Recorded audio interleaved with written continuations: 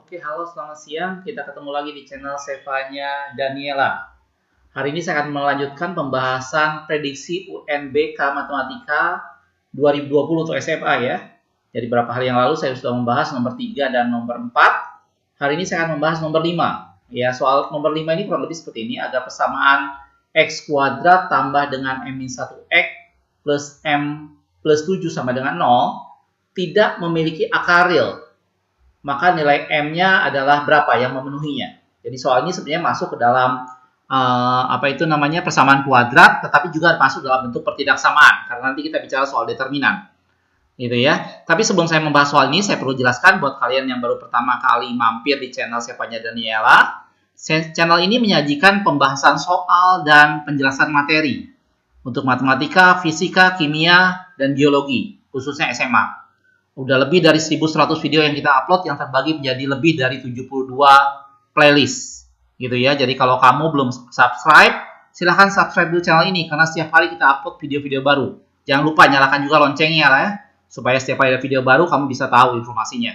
Mudah-mudahan dengan channel Sevanya Daniela ini kalian bisa belajar dengan lebih baik di rumah. Oke, siap ya? Sebentar kita akan bahas soal ini. Jangan kemana-mana, tonton video ini sampai selesai dan kita akan lihat pembahasannya sebentar.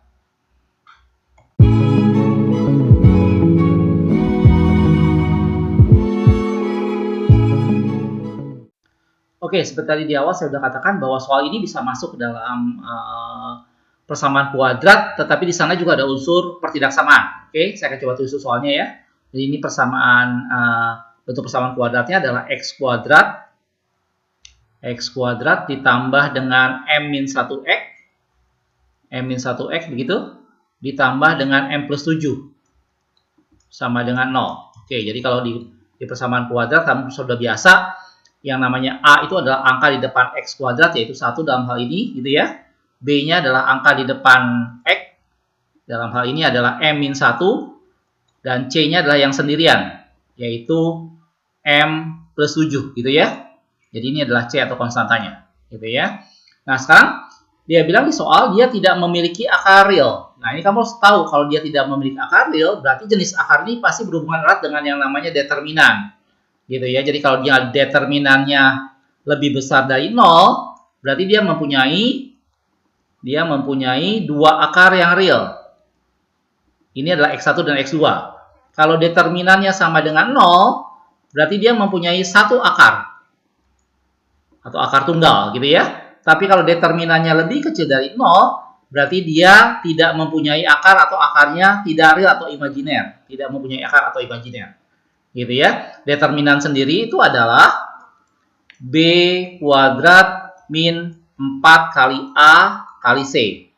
Ya, berarti di soal ini dibilang tidak memiliki akar real, artinya berarti dia kalau tidak memiliki akar real, berarti determinannya lebih kecil dari 0, gitu ya. Jadi kalau saya masukin, itu berarti B kuadrat min 4AC, ini determinannya, lebih kecil dari 0.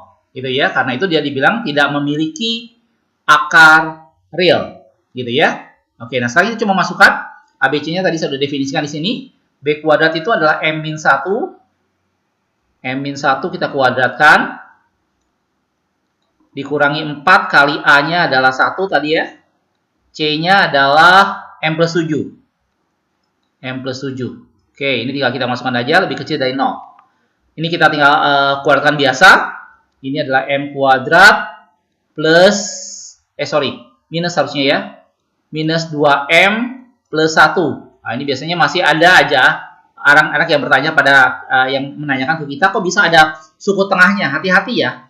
Kalau ada dua suku dikuadratkan, itu selalu ada suku tengahnya. Ya, jadi bukan depan dikuadratkan dan bukan di belakang dikuadratkan ya. Ada suku tengahnya. Nah, ini kalian pelajari di SMP, di aljabar. Jadi kalau kalian belum terlalu bisa, lihat pelajaran matematika di aljabar. Gitu ya, ini tanda minus ya, oke. Ini kita kalikan biasa, yang ini min 4 kali 1 kali M, min 4M. Min 4M. Dan ini min 4 kali dengan plus 7 adalah minus 28. Gitu ya, ini lebih kecil dari 0. Oke, kita bereskan sekarang. M kuadratnya saya biarkan. Ini min 2M, min 4M. Jadi ini min 6M. Ini min ya, tadi saya udah bilang ini min. Oke. Ini plus 1 ini min 28. Jadi min 27. Oke, kita udah dapat sebuah pertidaksamaan dalam M. Oke, tugas kita sebenarnya yang diminta dalam soal ini adalah mencari berapa nilai M yang memenuhinya. Nah, berarti untuk mengerjakan soal ini sekarang kita beranjak ke masalah pertidaksamaan. Nah, kalau kita bicara pertidaksamaan, maka selalu kamu ingat untuk mengerjakannya terlebih dahulu dalam bentuk persamaan, gitu ya. Jadi ini saya ubah dulu pertidaksamaannya menjadi bentuk persamaan. Hati-hati di sini kamu tidak boleh langsung faktorkan ya. Setiap kamu mengerjakan pertidaksamaan, kamu ubah dulu dalam bentuk persamaan. Sehingga ini menjadi M kuadrat min 6M min 27. Tadinya lebih kecil pertidaksamaan, sekarang menjadi persamaan sama dengan 0. Ini bentuk persamaannya.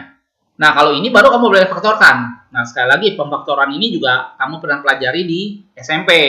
Gitu ya. Jadi matematika itu sambung berhubungan dengan materi sebelumnya. Jadi kalau kamu tidak kuasai materi sebelumnya, tentunya akan lebih merepotkan kamu belajar lanjutannya. Gitu ya. Nah, ini kita faktorkan dengan mudah. Ini menjadi M min 9 gitu ya. Dikali dengan M plus 3. Sama dengan 0. Berarti M-nya sama dengan 9. Ambil positifnya. Atau M-nya sama dengan min 3. Nah, ini juga banyak yang bertanya ke kita, kok bisa begitu ya? Kalau ini min 9 kok jadi plus, kalau ini plus 3 kok jadi min, karena ini dibuat sama dengan 0. Jadi masing-masing dibuat sama dengan 0 sehingga bentuknya begini.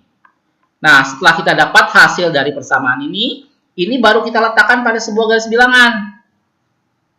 Nah, di sebelah sini adalah min 3. Di sebelah sini adalah 9. Berarti 0 berada di antara ini ya. Berarti 0 berada di antara ini. Tugas kamu adalah mencari di mana ruasnya yang bernilai negatif. Saya misalkan paling gampang 0. Di antara ini 0. 0 saya masukkan ke sini. 0 kuadrat dikurangi 6 kali 0 dikurangi 27. Oh, hasilnya ternyata min 27. Berarti ruas ini negatif. Nah, ruas ini negatif. Yang sebelah sini juga sama. Kalau kamu coba min 4 hasilnya positif.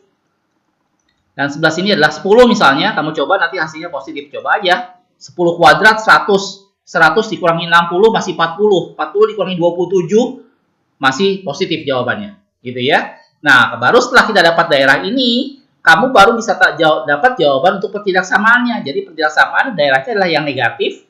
Dari sini sampai ke sini. Karena diminta yang determinannya negatif. Berarti jawabannya adalah M di antara min 3 sampai dengan 9. Ini jawaban dari hasil ini. Ya, jadi nilai M yang memenuhi antara min 3 sampai dengan 9. Kalau kamu lihat dalam pilihannya itu adalah D. Oke. Nah, sekali lagi nanti pada pengerjaan UNBK tentunya kamu tidak bisa pelan-pelan seperti ini karena kamu dikejar-kejar dengan waktu, gitu ya. Di sini saya coba jelaskan setahap demi setahap supaya kamu mengerti. Diharapkan kamu banyak berlatih sehingga dengan banyak berlatih kamu bisa mengerjakannya dengan lebih cepat. Gitu ya. Mudah-mudahan penjelasan ini bisa kamu mengerti dengan mudah. Tapi kalau ada masalah yang ingin kamu tanya, kamu boleh tulis di kolom komentar di bawah ini ya. Sekali lagi jangan lupa buat kamu yang belum subscribe, silahkan subscribe channel ini. Setiap hari ada video baru yang kita upload. Oke, jangan lupa juga kamu share ke teman-temanmu yang lain ya. Makasih sudah menonton, kita ketemu lagi di video berikutnya.